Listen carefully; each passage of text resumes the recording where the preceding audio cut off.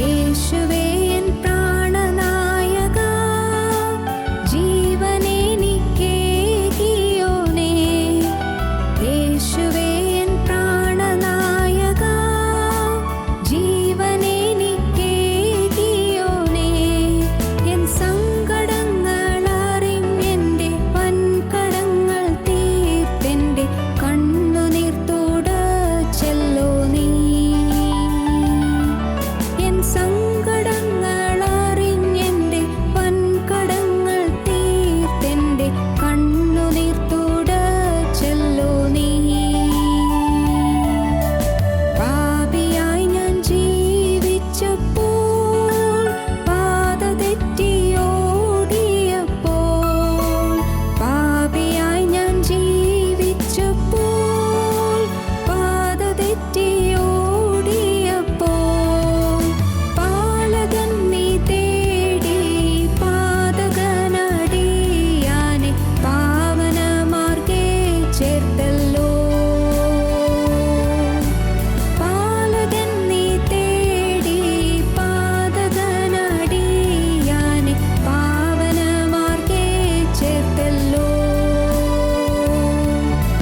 യേശുവേ N പ്രാണനായക, ജീവനെനിക്കേകിയോനേ. N സങ്കടങ്ങളറിഞ്ഞെന്റെ വൻകടങ്ങൾ തീർത്തെന്റെ കണ്ണുനീർ തുടച്ചല്ലോ നീ.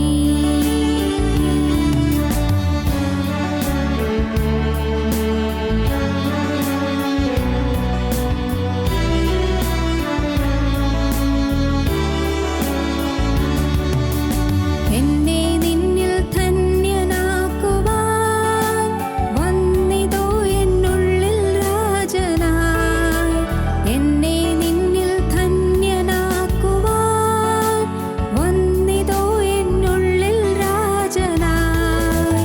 തന്നിതോ നിൻ നീതിയും ദിവ്യമാം സന്തോഷവും നിത്യമാം സമാധാനവും.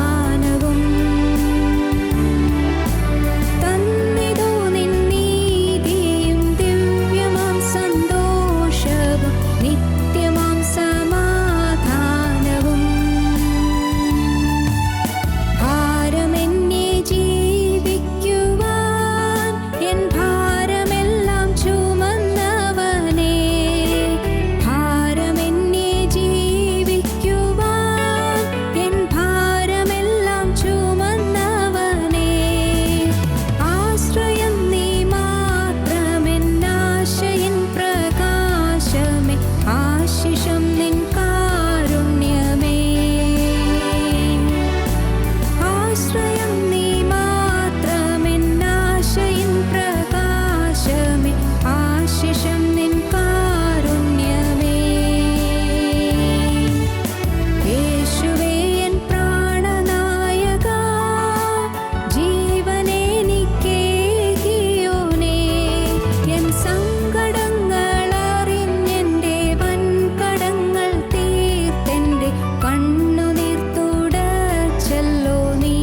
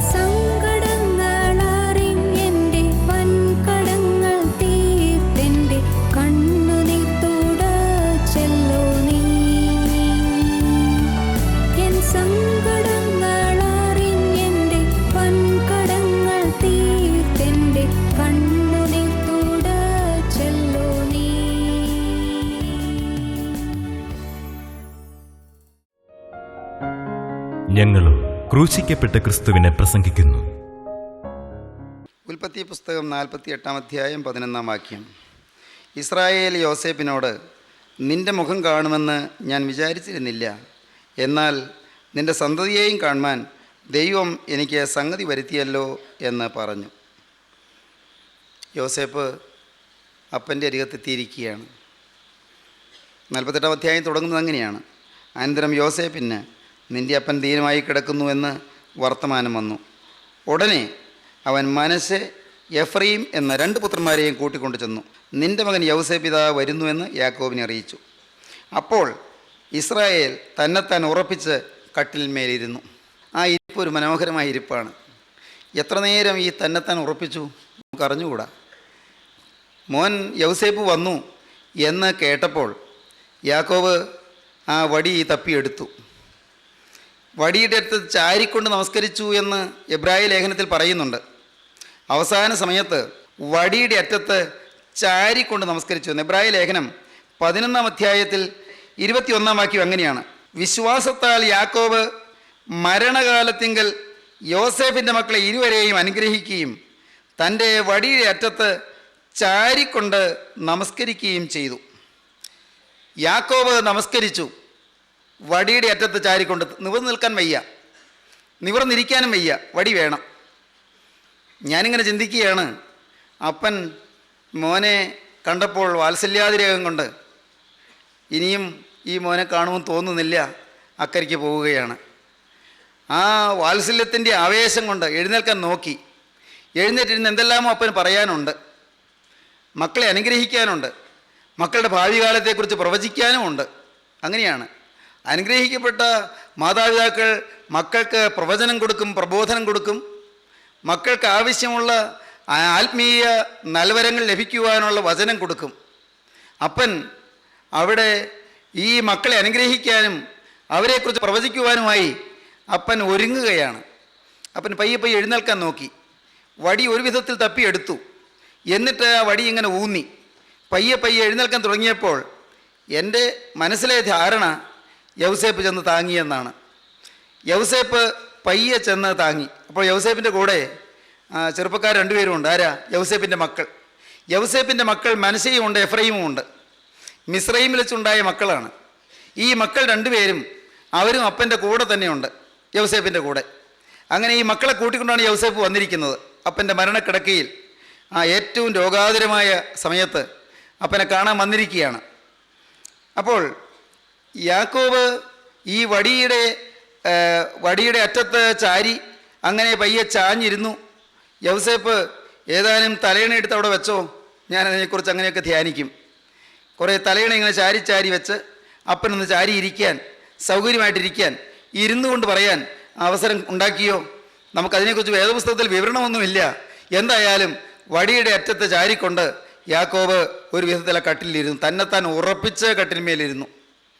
എന്തിനാണ് കട്ടിന്മേൽ ഉറപ്പിച്ചിരുന്നത്? അത് വായിക്കുമ്പോഴാണ് വളരെ മനോഹരമായൊരു കാര്യം കാണാൻ പറ്റുന്നത്. ഇസ്രായേൽ യോസേപ്പിനോട്, നിൻ്റെ മുഖം കാണുമെന്ന് ഞാൻ വിചാരിച്ചിരുന്നില്ല. എൻ്റെ മോനെ, ഞാനൊരു ഭാഗ്യവാനാണ്. ഞാൻ ഒരിക്കലും ചിന്തിച്ചിരുന്നില്ല നിൻ്റെ മുഖം കാണുമെന്ന്. ഈ ലോകത്ത് വെച്ച് നിന്നെ കാണുമെന്ന് എനിക്ക് അല്പം പോലും പ്രതീക്ഷയുണ്ടായിരുന്നില്ല. എൻ്റെ കുഞ്ഞെ, നിന്നെ കാണാൻ ദൈവം എനിക്കിട വരുത്തിയല്ലോ. ഈ വാർദ്ധക്യത്തിൽ എൻ്റെ ജീവിതത്തിൽ എൻ്റെ ഓമന മോനെ കാണാൻ ഇടവരുത്തിയല്ലോ. യാക്കോബിന് അപ്പോൾ പറയാൻ ശേഷി ഉണ്ടായിരുന്നെങ്കിൽ പറഞ്ഞേനെ. പക്ഷേ യാക്കോബ് എന്തൊക്കെ പറയുമായിരുന്നു എന്ന് ഞാൻ ഭാവനയിലൊക്കെ ചിന്തിക്കും. എന്തൊക്കെ പറയുമായിരുന്നു കാണും?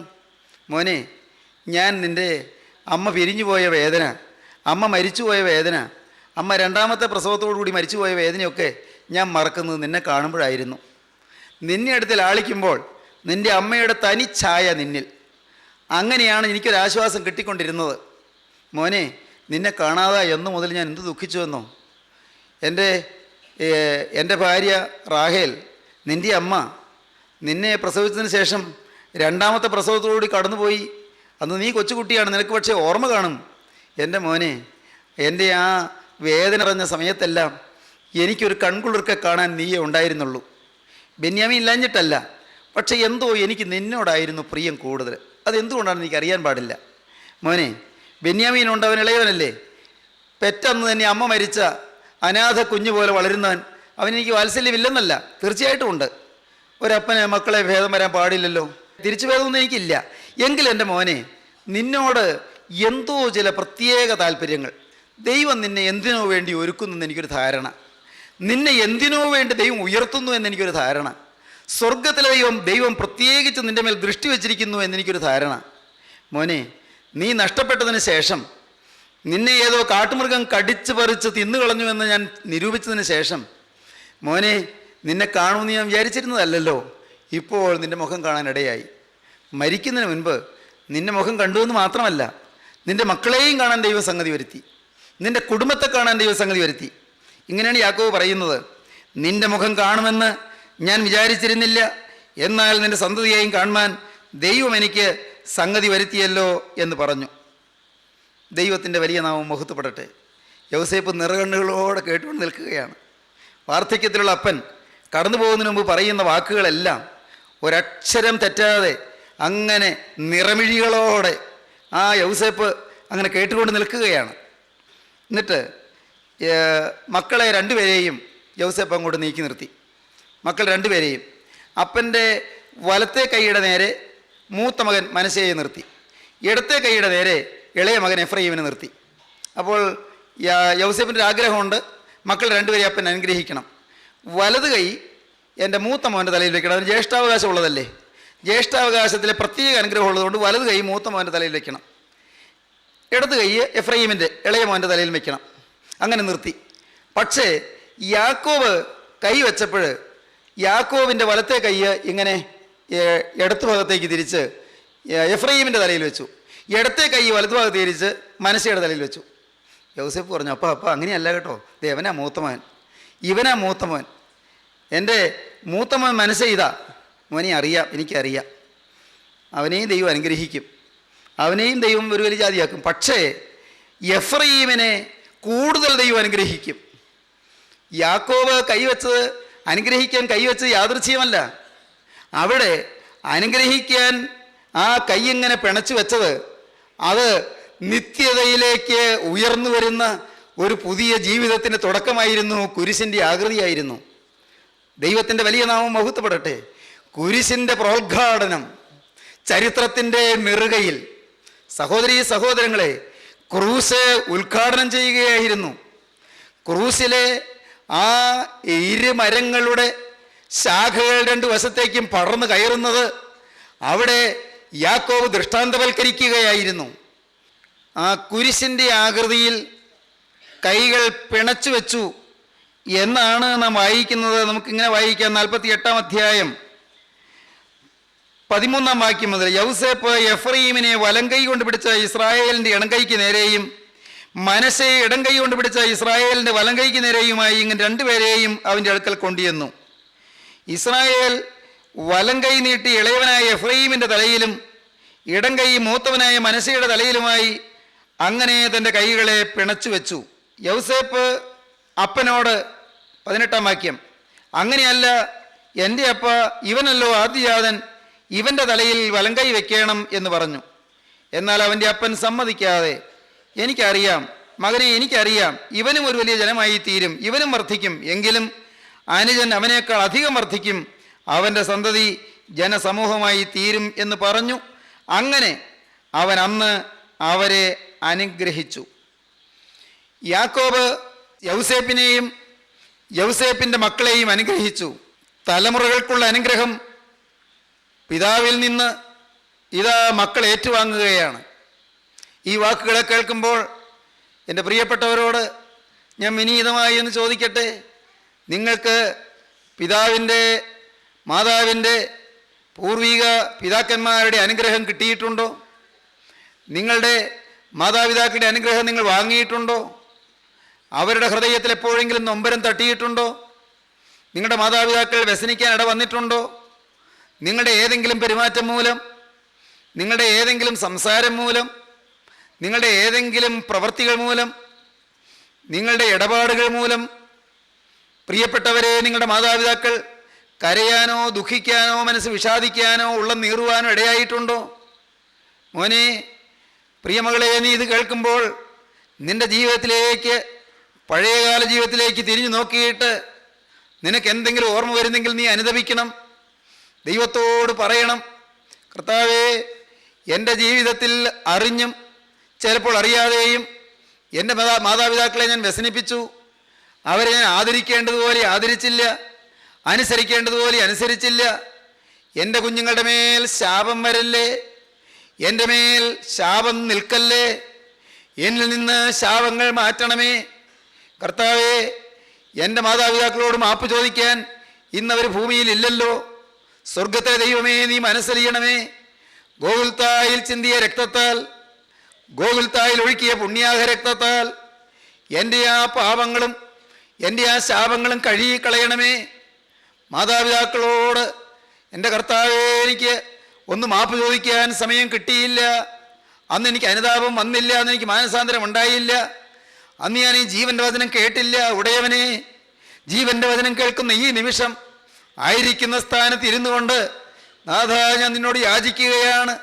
എൻ്റെ അപ്പനെ വ്യസനിപ്പിച്ചത്, എൻ്റെ അമ്മയെ ദുഃഖിപ്പിച്ചത്, എൻ്റെ അമ്മയെ ധിക്കരിച്ചത്, എൻ്റെ കർത്താവെ, എൻ്റെ അപ്പൻ്റെ അപ്പനെ വ്യസനിപ്പിച്ചത്, എൻ്റെ പൂർവികന്മാരെ വേദനിപ്പിച്ചത്, എൻ്റെ മേൽ കണക്കിടരുതേ, അകൃത്യം എൻ്റെ മേൽ എഴുതി വെക്കരുതേ.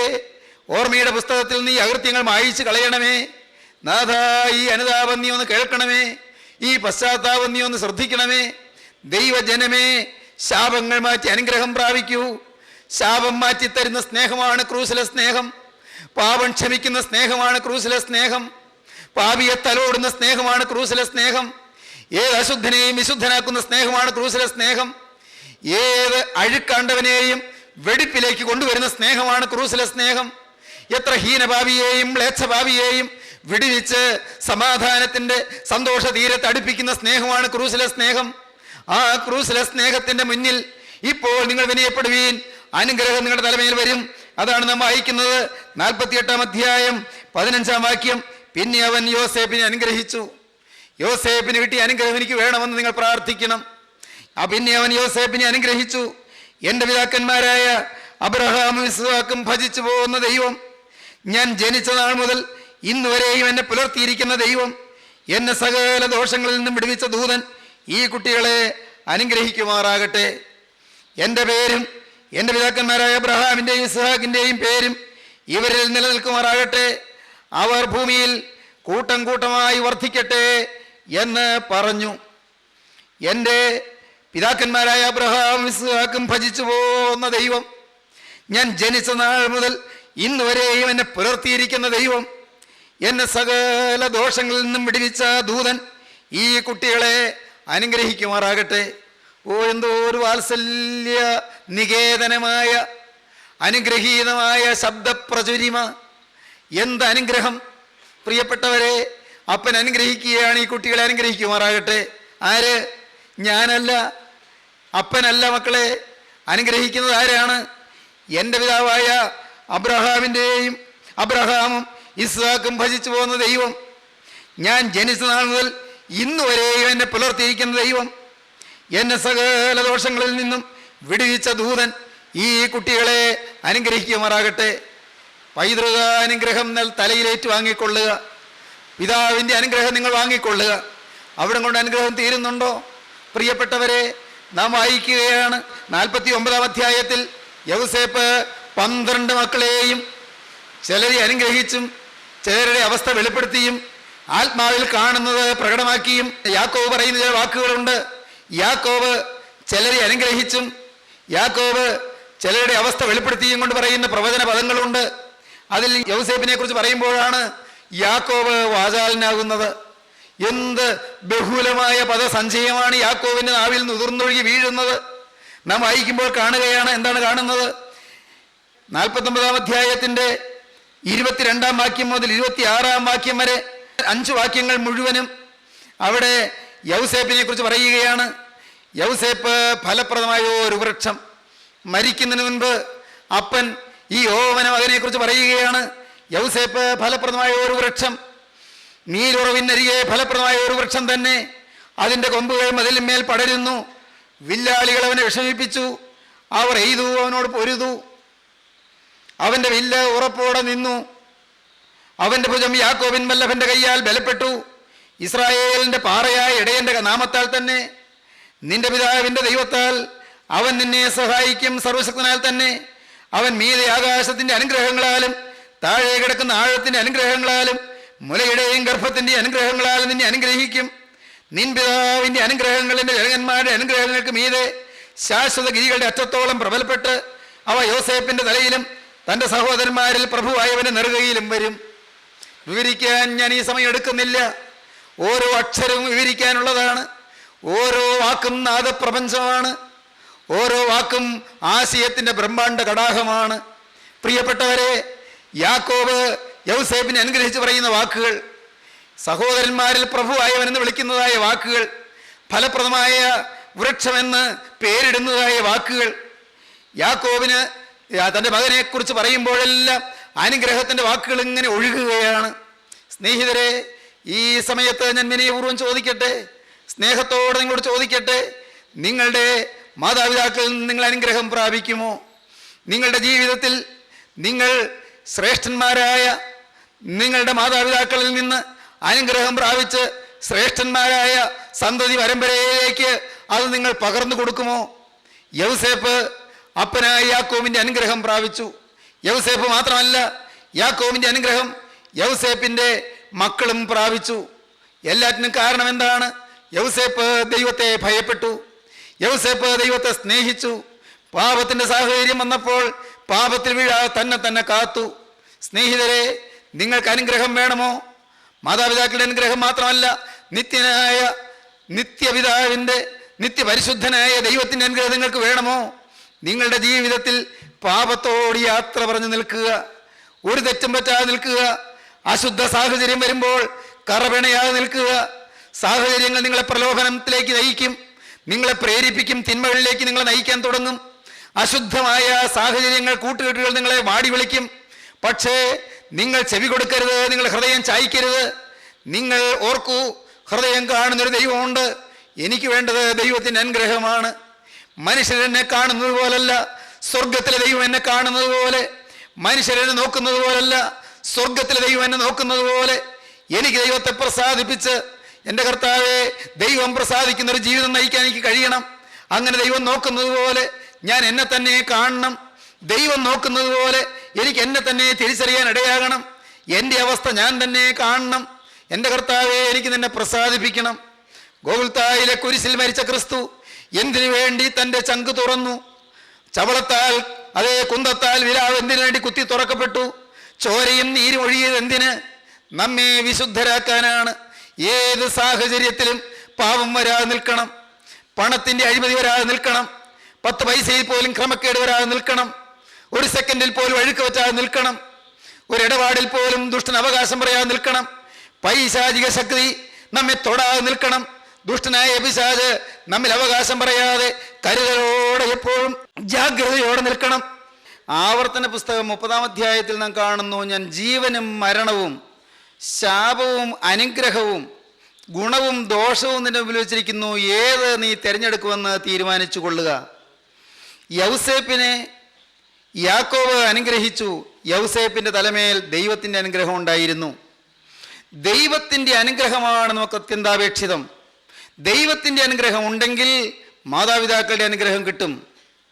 ദൈവത്തിൻ്റെ അനുഗ്രഹം ഇല്ലാതെ മാതാപിതാക്കൾ വാക്കുകൊണ്ട് എത്ര അനുഗ്രഹിച്ചാലും അനുഗ്രഹമായി ശിരസിലേക്ക് പകരുകയില്ല. യാക്കോബ് യൗസേപ്പിനെ അനുഗ്രഹിച്ചു, യൗസേപ്പിൻ്റെ മക്കളെയും അനുഗ്രഹിച്ചു. കാരണം യൗസേപ്പിന് ദൈവത്തിൻ്റെ അനുഗ്രഹം ഉണ്ടായിരുന്നു. എന്തുകൊണ്ട്? യൗസേപ്പ് ദൈവത്തെ ഭയപ്പെട്ടു, യൗസേപ്പ് ദൈവത്തെ സ്നേഹിച്ചു, യൗസേപ്പ് തന്നെ സൂക്ഷിച്ചു. സ്നേഹിതരെ, നിങ്ങളുടെ ജീവിതത്തിൽ ദൈവത്തോട് നിങ്ങൾ സ്നേഹമുള്ളവരാകുവീൻ, പാപത്തെ നിങ്ങൾ വെറുക്കുവീൻ, പിശാചിനോട് നിങ്ങൾ എതിർത്ത് നിൽപ്പീൻ, എന്നാൽ അവൻ നിങ്ങളെ വിട്ട് ഓടിപ്പോകും. ദൈവത്തോട് അടുത്ത് ചെല്ലുവീൻ, എന്നാൽ അവൻ നിങ്ങളോട് അടുത്തു വരും. പാപികളെ കൈകളെ വെടിപ്പാക്കുവീൻ, ഇരുമനസ്സുള്ളവരെ ഹൃദയങ്ങളെ ശുദ്ധീകരിപ്പീൻ. ജീവനുള്ള ദൈവം ഇപ്പോൾ നിങ്ങൾക്ക് തരുന്നതായ സന്ദേശം നിങ്ങളുടെ ജീവിതം ദൈവത്തിന് പ്രസാദകരമായി തീരട്ടെ എന്നാണ്. വെളിപ്പാട് പുസ്തകത്തിൻ്റെ 22-ാം അധ്യായം വേദപുസ്തകത്തിൻ്റെ ഒടുവിലത്തെ അധ്യായമാണ്. ആ അധ്യായത്തിൽ 11-ാം വാക്യം മുതൽ വായിക്കുമ്പോൾ നാം കാണും, സമയം അടുത്തിരിക്കിയാൽ ഈ പുസ്തകത്തിലെ പ്രവചനം മുദ്രയിടരുത്, അനീതി ചെയ്യുന്നവൻ ഇനിയും അനീതി ചെയ്യട്ടെ, അഴുക്കുള്ളവൻ ഇനിയും അഴുക്കാടട്ടെ, നീതിമാൻ ഇനിയും നീതി ചെയ്യട്ടെ, വിശുദ്ധൻ ഇനിയും തന്നെ വിശുദ്ധീകരിക്കട്ടെ.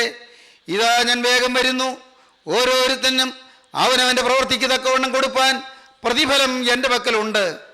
ഞാൻ അൽഫയും ഓമേഗയും, ഒന്നാമൻ ഒടുക്കത്തവനും ആദിയും അന്തവുമാകുന്നു. ജീവന്റെ വൃക്ഷത്തിൽ തങ്ങൾക്ക് അധികാരമുണ്ടാകേണ്ടതിനും ഗോപുരങ്ങളിൽ കൂടി നഗരത്തിൽ കടക്കേണ്ടതിനും തങ്ങളുടെ വസ്ത്രമലക്കുന്നവർ ഭാഗ്യവാന്മാർ. പ്രിയപ്പെട്ടവരെ, വസ്ത്രമലക്കിക്കൊള്ളൂ, ജീവിത വസ്ത്രം കഴുകിക്കൊള്ളൂ, പാപക്കറകൾ മാറ്റിക്കൊള്ളൂ, തിരക്തത്താലുള്ള വീണ്ടെടുപ്പും വിശുദ്ധീകരണവും അനുഭവിച്ചുകൊള്ളൂ, പുതിയ ജീവിതം തുടങ്ങിക്കൊള്ളൂ. ഒരുത്തൻ ക്രിസ്തുവിലായാൽ പുതിയ സൃഷ്ടിയാകുന്നു, പഴയത് കഴിഞ്ഞുപോയി, ഇതാ അത് പുതുതായി തീർന്നിരിക്കുന്നു. അതിനൊക്കെയും ദൈവം തന്നെ കാരണഭൂതൻ. ദൈവത്തെ എതിരേൽക്കുവീൻ, ഹൃദയത്തിലേക്ക് ക്രിസ്തുവിനെ സ്വീകരിപ്പീൻ. ഗോകുൽത്തായിലെ കുരിശിൽ തലചായിച്ചവൻ കുരിശിൽ നിന്ന് ഇപ്പോൾ നിങ്ങളിലേക്ക് അടുത്തു വന്ന് നിങ്ങളുടെ ചങ്കിലേക്ക് പ്രവേശിക്കട്ടെ. ഈ വാക്കുകളെ നിങ്ങൾ കേൾക്കുമ്പോൾ പാപക്കറകൾ നിങ്ങൾക്ക് ക്ഷമിച്ചു തരട്ടെ. ഈ വചനം നിങ്ങളുടെ ഹൃദയത്തിലേക്ക് കടക്കുമ്പോൾ നിങ്ങൾക്ക് ആശ്വാസം തരട്ടെ, നിങ്ങൾക്ക് സമാധാനം തരട്ടെ. നിങ്ങളുടെ പാപത്തിന്റെ ബന്ധനങ്ങൾ അഴിക്കട്ടെ, ഭൂതബാധകൾ മാറ്റട്ടെ, പൈശാചിക ബാധകൾ നീക്കട്ടെ, സ്വർഗീയ കൃപ നിങ്ങളുടെ മേൽ പകരട്ടെ, ആത്മാവിന്റെ ശക്തി നിങ്ങളുടെ മേൽ ഇറങ്ങട്ടെ, സ്വർഗീയ വാഴ്വുകൾ നിങ്ങൾക്ക് ലഭിക്കട്ടെ. അനുഗ്രഹത്തിന്റെ ഉറവായവൻ, അനുഗ്രഹത്തിന്റെ ഉറവിടമായവൻ, കൃപയുടെ നിറവായവൻ തന്റെ കരം നിങ്ങളുടെ ശിരസിൽ വെക്കട്ടെ. ആണിപ്പാടുള്ള കരം നിങ്ങളുടെ ശിരസിൽ വെച്ച് നിങ്ങളെ ആശീർവദിക്കട്ടെ. ഇപ്പോൾ പ്രിയപ്പെട്ടവരെ, രോഗങ്ങൾ മാറ്റട്ടെ, രോഗസൗഖ്യം അരുളട്ടെ, കേടുകൾ മാറ്റട്ടെ, കഷ്ടപ്പാടുകൾ നീക്കട്ടെ, പ്രശ്നങ്ങൾ മാറ്റട്ടെ, പ്രതിസന്ധികൾ മാറ്റട്ടെ, സ്വർഗീയ വാഴ്വുകൾ നിങ്ങളുടെ മേൽ ഇറങ്ങി ആവസിക്കട്ടെ. കരുണയുള്ള കർത്താവിന്റെ ആണിപ്പാടുള്ള കരം നിങ്ങളെ തലോടട്ടെ. ദൈവം നിങ്ങളെ അനുഗ്രഹിക്കട്ടെ. നമുക്ക് പ്രാർത്ഥിക്കാം. ജീവനുള്ള ദൈവമേ, സ്വർഗീയ പിതാവേ, ഈ മനോഹരമായ സമയത്തിനായി ഞങ്ങൾ നിന്നെ സ്തുതിക്കുന്നു, ഞങ്ങൾ നിന്നെ സ്തോത്രം ചെയ്യുന്നു. ജീവനുള്ള ദൈവമേ, അവിടുത്തെ ജീവന്റെ വചനം ഞങ്ങളെ കേൾപ്പിച്ചതിനായി സ്തോത്രം. ഞങ്ങൾക്ക് അർഹതയില്ലാത്ത നന്മകൾ ഞങ്ങൾക്ക് തന്ന് ഞങ്ങൾ നടത്തുന്നതിനായി സ്തോത്രം. ഞങ്ങൾ അറിയാത്ത വഴികളിൽ കൂടി ഞങ്ങൾ നയിച്ചു കൊണ്ടുപോകുന്നതിനായി സ്തോത്രം. മരുഭൂമിയിൽ നീർപ്പൊഴി ഉളവാക്കിയവൻ, മരുഭൂമിയിൽ നാഥ പെരുവെള്ളം ഒഴുക്കിയവൻ, മരുഭൂമിയിൽ നല്ല പാത തുറന്നവൻ, അവിടുന്ന് ഞങ്ങളുടെ നാഥനായി ജീവിക്കുന്നതിനായി ഞങ്ങൾ നിന്നെ സ്തുതിക്കുന്നു. എല്ലാവരെയും അനുഗ്രഹിക്കണമേ, ആശ്വാസം അരുളണമേ, ശാന്തി പകരണമേ, സമാധാനം നൽകണമേ, എല്ലാ നിറവിനാലും നിറയ്ക്കണമേ. അവിടുത്തെ രണ്ടാമത്തെ വരവിന് വേണ്ടി ഒരുക്കണമേ. യേശുക്രിസ്തുവിന്റെ അമൂല്യ നാമത്തിൽ പ്രാർത്ഥിക്കുന്നു. കൃപയോടെ കേൾക്കുമാറാകണമേ. ആമീൻ.